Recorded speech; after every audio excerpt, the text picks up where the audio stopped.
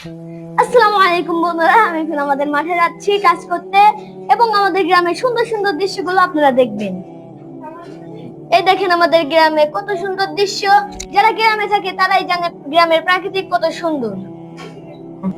আমি খেলতে খেলতে মাঠে যাচ্ছি, পিছন থেকে ভিডিও করছি, আমি ঠিকই পাইনি। আর এই যে আমাদের সামনে জমি পেয়ে গেছে, আমি এখন একটু পরে কাজ করব। আপনারা আমাদের সাথেই থাকবেন এবং ফুল ভিডিওটি দেখবেন।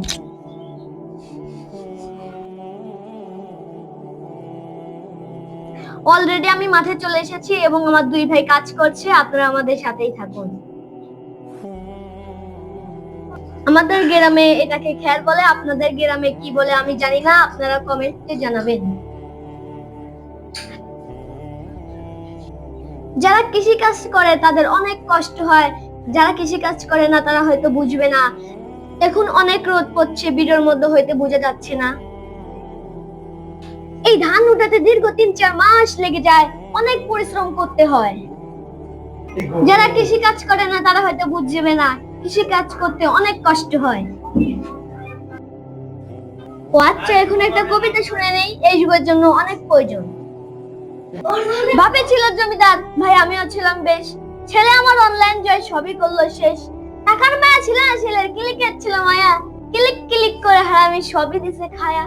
পাইলট হবে ছেলে, বিমান উড়াবে, স্বপ্ন ছিল এই বুকে, বিমান ছেলে ঠিকই হতো অনলাইন জয় ঢুকে। ভাই সব হারিয়ে নিঃস্ব আমি, পাগলের বেশে ঘুরি, ছেলে আমার দিনে ঘুমায় রাতে করে চুরি। চলুন আরেকটা শুনে আসি।